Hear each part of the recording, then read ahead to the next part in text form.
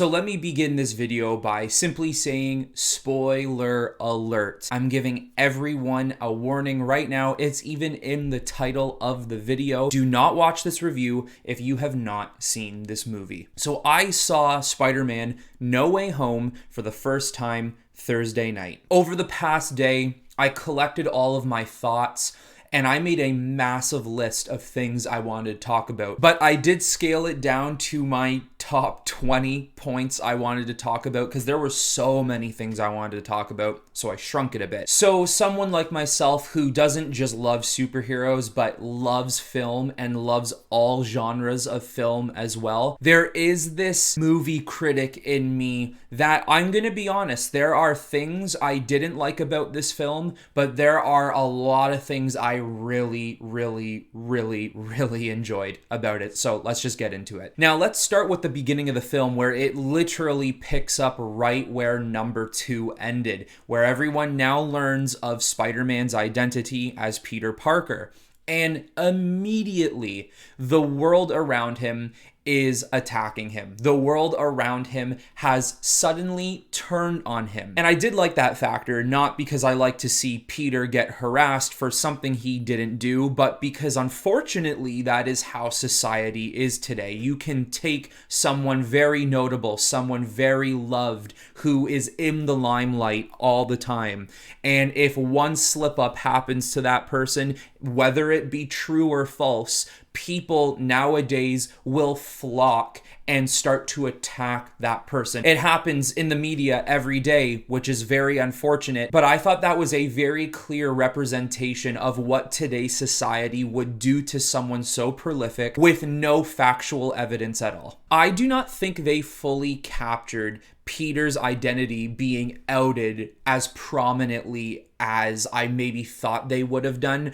And I thought the whole MIT situation with hoping they would get into school, it's not something that I think needed to be put into the script. I understand the whole idea is that since MJ and Ned know he is Peter and people know that Peter is Spider-Man, they are losing their chances at going to these highly regarded schools. I understand that is a big deal for teenagers who are coming out of high school. Although I will say, I think they should have subtracted the whole MIT university situation, and I think they should have solely focused more on how Peter, MJ, and Ned's daily lives have simply been affected without having to dive into the school aspect. And even though we do see some implications of them walking down the street or them being harassed in their homes or them at school being harassed by the students and the teachers, I understand there are certain scenes that do deal with what I'm talking about,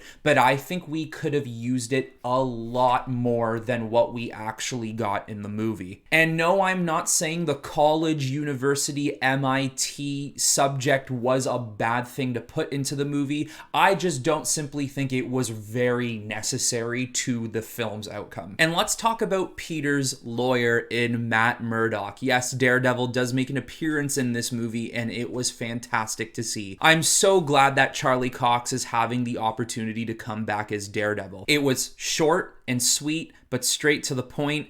And that part where the brick is thrown through the window and Matt catches it before Spider-Man could even really Spidey sense the brick coming in was amazing. The initial reaction was all three of them, May, Happy, and Peter, looking at Matt being like, how the hell did he do that? But with so much going on in their lives right now, it's something that they just kind of forget about and moved forward from. But great first introduction into an MCU movie for Charlie Cox and Matt Murdock's Daredevil. And speaking of great introductions, it is so awesome to have J.K. Simmons back as J. Jonah Jameson throughout the entire film. At this point, guys, I really don't know who could play Jameson other than J.K. Simmons. Now, before we get into the real meaty stuff, I just want to say right now that Zendaya and Jacob really did a fantastic job with portraying MJ and Ned in this film. It felt more real. They felt more attached attached to Peter than they ever were before. And they really took a big part in trying to help Tom Holland's Peter as much as possible. I do really enjoy their performances, and I thought they put a lot of work into it. All right, so let's get into the big topics now. So first, starting with the spell that Doctor Strange chooses to help Peter with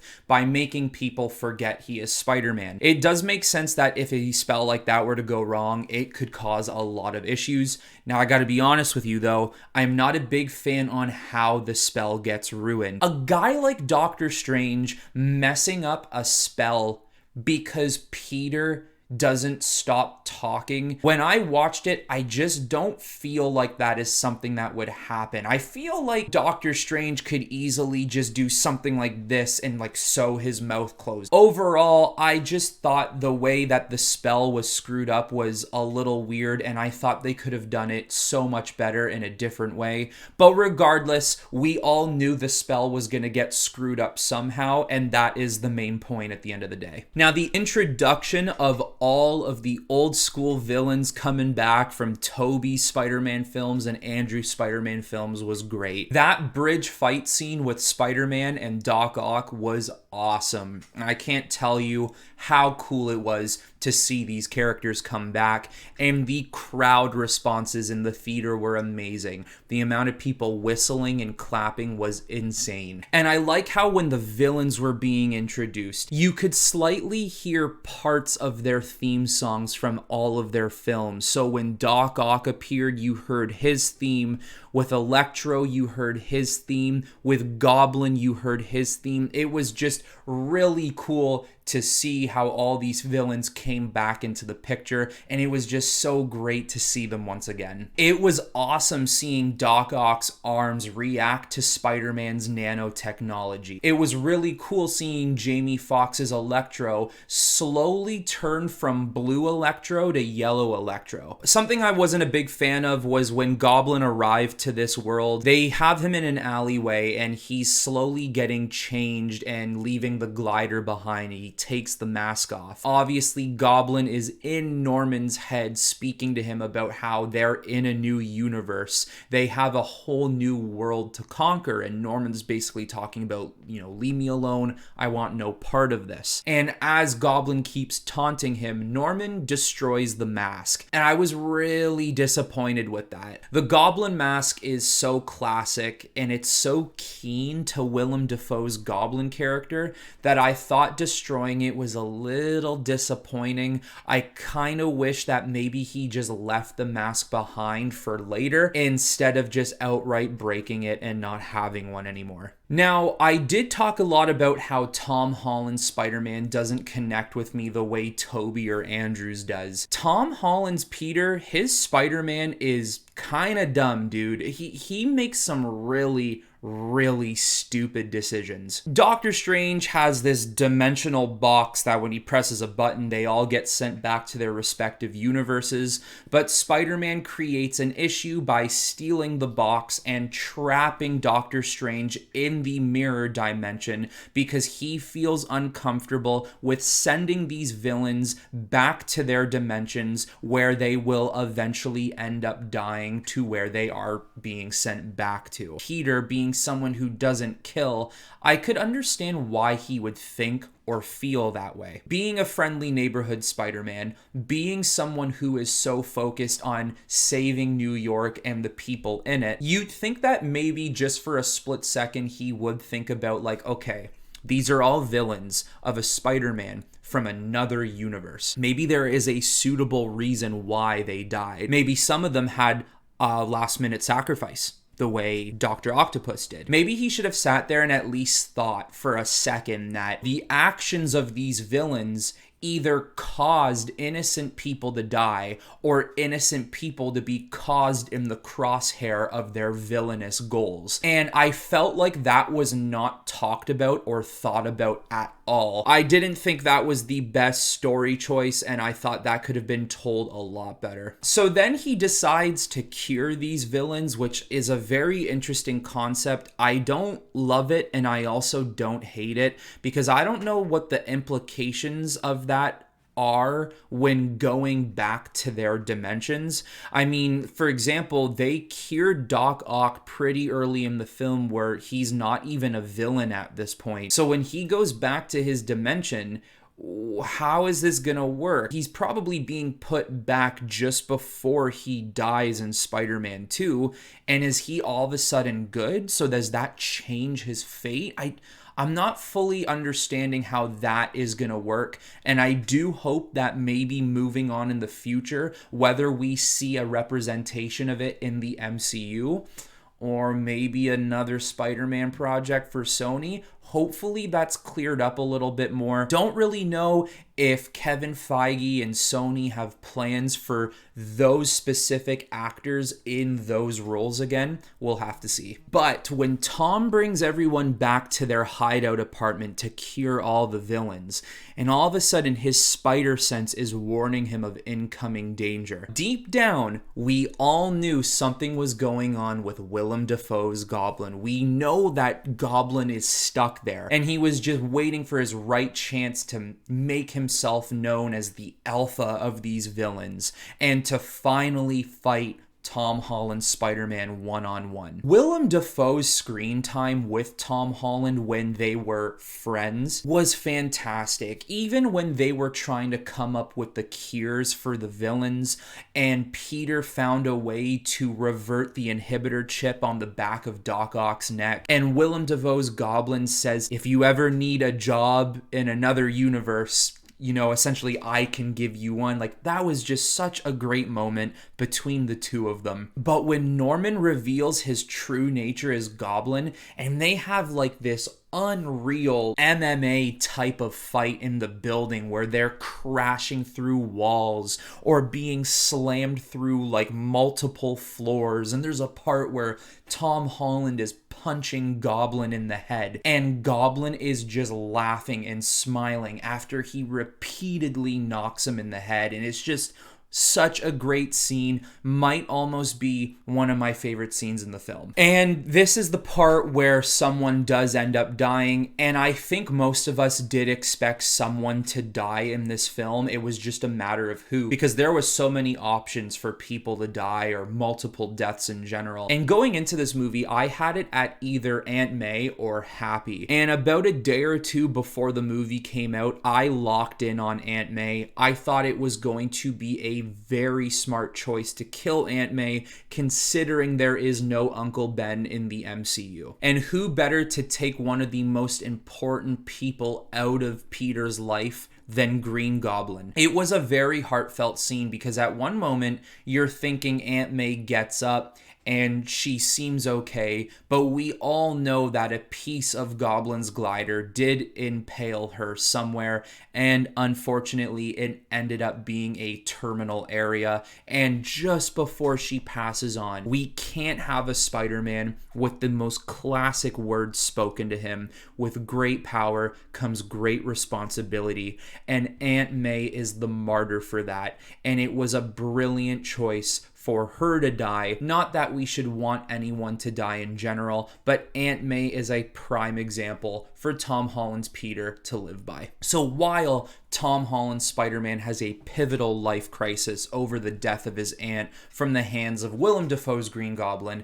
this is where it happens, ladies and gentlemen. What some of us have known for so long and what some people have doubted would ever happen: the introduction of Andrew Garfield's Spider-Man and Tobey Maguire's Spider-Man. Oh my God, was this ever an amazing moment. It was so awesome seeing them again, and I am so happy with how they were utilized. And to be honest with you, I wish there was so much more. And we will certainly be getting more from them in the future, but I just wish we got more in this film. When Ned is creating portals trying to find Peter, he creates two portals who happen to pop up in front of Andrew Garfield's Spider-Man and Tobey Maguire's Spider-Man, which, by the way, Ned having magical abilities is a very interesting choice. Not really sure what made them go down that route, and I don't know how it's going to play in the future,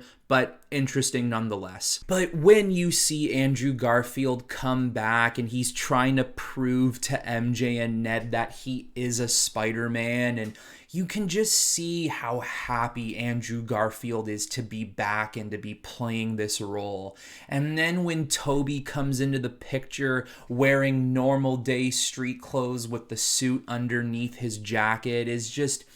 man, what a beautiful moment to see these OGs come back. And that great part between Tobey and Andrew where they have a little web battle. Much needed scene, and I'm glad they put that in. And having MJ and Ned bring both Spider-Man to talk to Tom Holland's Spider-Man to essentially get him to get back on his feet, a duty to find these villains and help them, and to be that friendly neighborhood Spider-Man that even Tom himself knows he is. Having those moments where Andrew talks about how Gwen dies, or Tobey talks about how Ben dies. And the next scenes are fantastic when they're in the science lab and they're trying to figure out cures for each of their villains. And then when they go to the Statue of Liberty to lure all the villains to one fighting spot, and they all have a heart-to-heart with one another, talking about all the villains they've fought, if they fought aliens, or Andrew trying to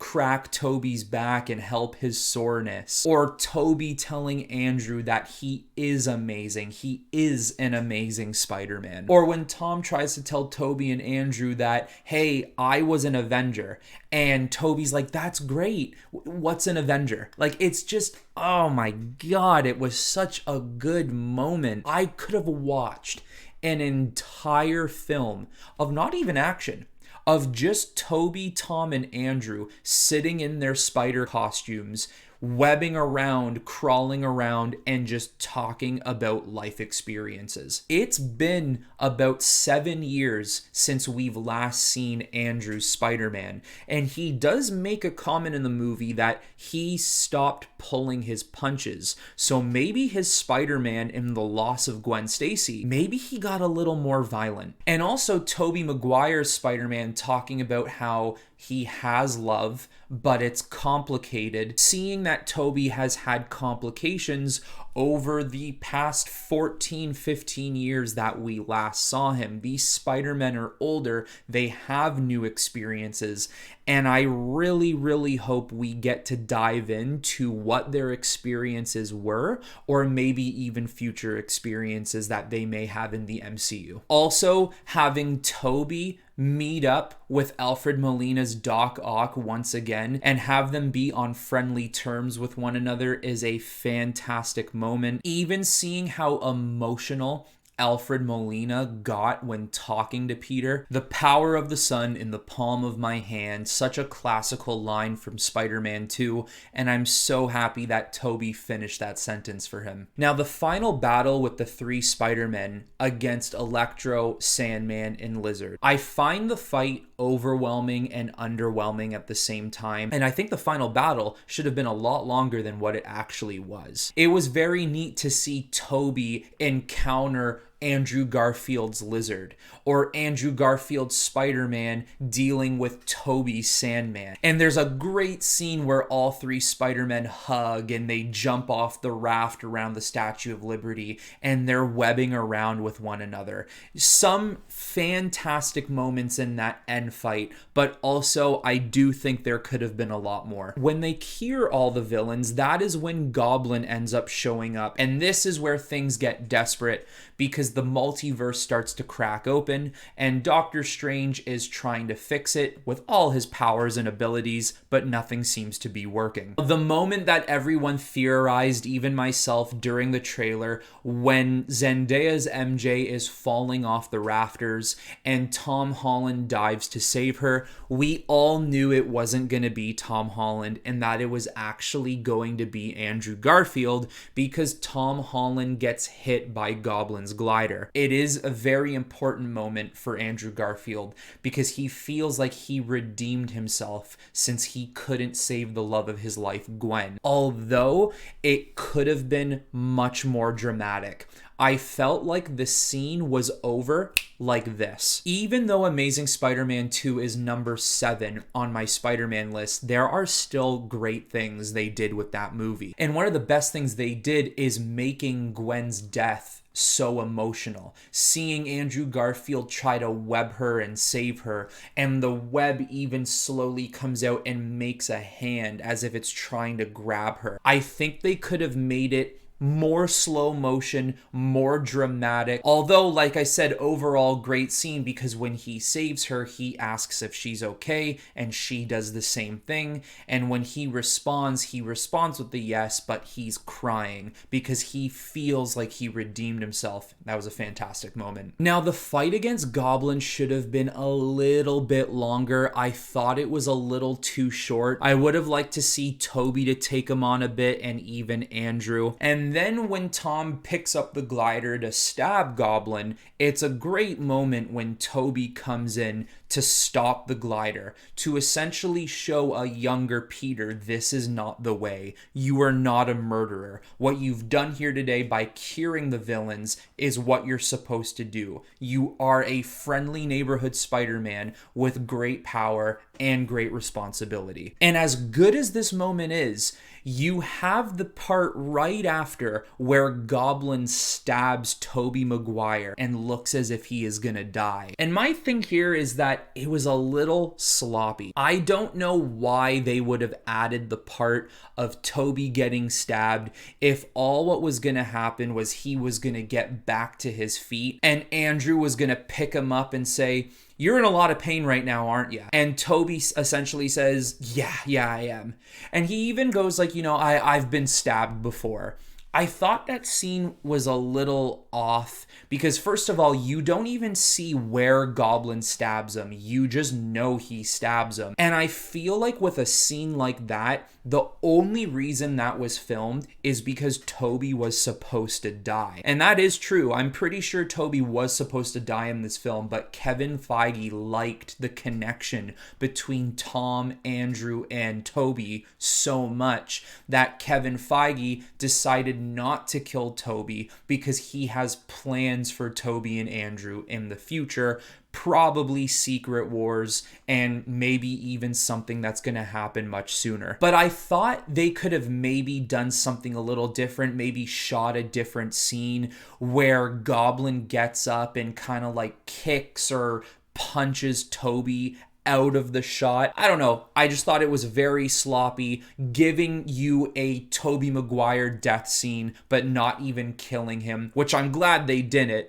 but they shouldn't have even had that stab in the first place. Now let's quickly talk this ending, because for anybody like me who has had doubts on Tom Holland's Peter and Tom Holland's Spider-Man, this ending really changes that. This is the end of Padawan Spider-Man and the beginning of the friendly neighborhood Spider-Man. The Spider-Man who does everything on his own and is truly at his core Spider-Man. The decision to tell Doctor Strange that he's willing to sacrifice his identity, even for the people he loves, is one of the most Spider-Man things that a Spider-Man can do. Even when he goes to the grave of Aunt May, there feels like there's a moment of Peter that he knows his life is going to be dangerous, and that he knows that with great power comes great responsibility and comes great repercussions as well, comes great decision making, and he needs to be smart with those decisions. Even the part where Tom goes to the coffee shop where MJ is working to tell her the truth about everything they've gone through, he even wrote out a little monologue to try to convince her with words words about that they used to be a thing, that they know him, and even seeing Ned there, knowing that he would have to convince him as well. But then there's the part where he looks at the band-aid on her forehead. He started to realize that his actions have dire implications on the people closest to him, so it's probably the best if he keeps his identity hidden from the people he loves. So he decides not to tell her the truth and not to tell Ned the truth. It was the best decision he made. Way too many people knew who he was, and he has enemies that will honestly take advantage of the people he loves, and that was just a great ending of the film. And then to see him buy a really crappy apartment in New York, and he made like an OG Spider-Man suit, and he's webbing around the city as a friendly neighborhood Spider-Man. That's Spider-Man, dude. I loved the way this movie ended. It was perfect, and I'm looking forward to seeing what they do to him in the future. Now, in the end credit scene, we obviously see Tom Hardy's Venom make an appearance, and this is where he's learning about the MCU and how there's all these different superheroes and supervillains that exist in this universe. And just as he decides that he wants to pay a visit to Peter Parker in New York City, he ends up getting pulled back to the Sony world, where a piece of the Venom stays behind in the bar he was in. I assume that he is now going to get the black suit, the symbiote, and whether or not he's going to face Tom Hardy's Venom in the next movie or in another movie, I'm sure it'll happen sooner or later. I really enjoyed this movie for what it is, simply because of nostalgia base too. This is a huge amount of fan service, and you know, we as fans are very spoiled. I would have been okay if we were spoiled even more. I wish Tom and Andrew were in it longer, but this is what it's sitting at IMDb currently. So as for user reviews, it has a 9.1 out of 10, and for Metascore, it has a 72 out of 100. So as for my review, this is what I'm gonna say. If this was just purely a Spider-Man film with Tom Holland and whatever threat he was facing, if this had nothing to do with Toby, Andrew, and all the other villains from their films, this is about a 7 out of 10 film for me. It's a good movie, and I understand the average rating of a 72 out of 100 for Metascore.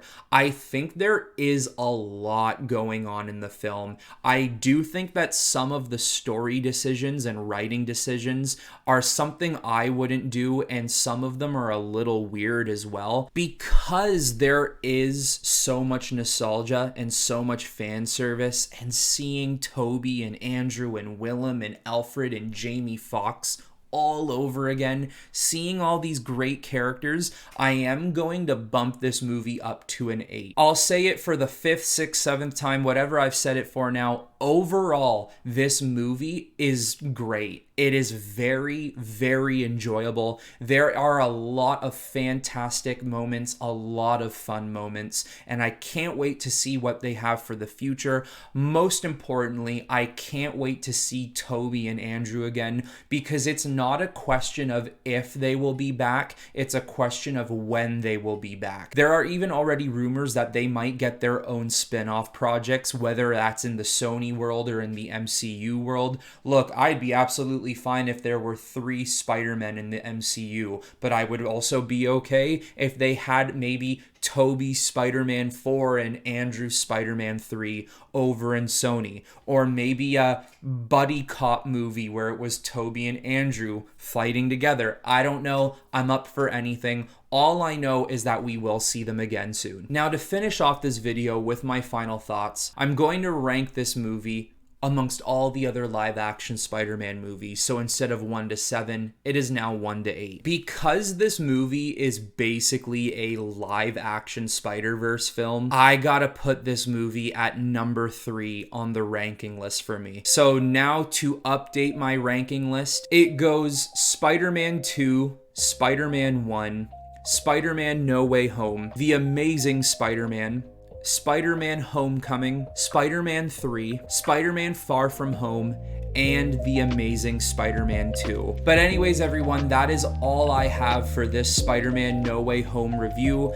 If you, for whatever reason, stuck with this review, even though you haven't seen the film, I highly suggest you go check it out yourself. There are many moments in this movie that will leave you feeling awe-inspired and just so happy to have experienced a movie that we may have never thought we would have ever got. If it was your first time on this channel though, make sure to hit the thumbs up button and to subscribe if you want to stay up to date with my content, if you want to see some more of my movie review videos or any other type of video I have on this channel. But anyways, everyone, I will talk to you all very soon in a new video, because with great content comes great content creation capabilities. I'm sorry, that was awful. All right, peace.